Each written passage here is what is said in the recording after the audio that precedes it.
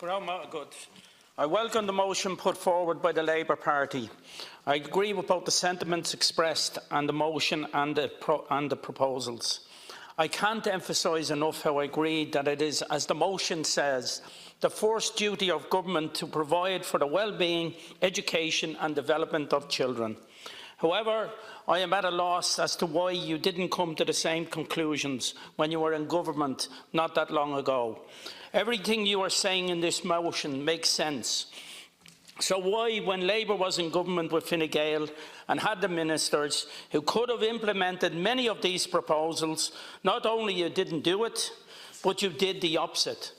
Labour in particular brought in some of the cruelest and most vicious cuts that were specifically targeted at the most vulnerable in society, and far from giving children a fair start, actually crippled their chances to rise out of disadvantage and rise out of poverty. The policies and cuts you implemented when you were in government crushed the dreams, the hopes and the ambitions of a generation of young people. Are you being wilfully ignorant about how your devastating cuts and policies when in government resulted in a lost generation?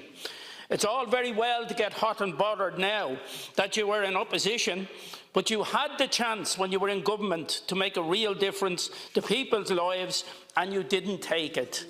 Bravely, when in government, you cut the back-to-school clothing and footwear allowance. You reduced the duration of job seekers' benefit, you cut child benefit, you doubled student fees, you cut the fuel allowance, you cut rent allowance, you cut the invalidity pension, you axed the bereavement grant, you took medical cards off the sick, the elderly and the terminally ill, you cut the one-parent family benefit for children over 7, you cut the clothing and footwear allowance, you cut the carers' allowance. The full list of cuts you made while in government is too long to outline in the short time I have. This is a shameful record by any account, but it is a thoroughly shameful record for a party that claims to represent the working class. Thank you.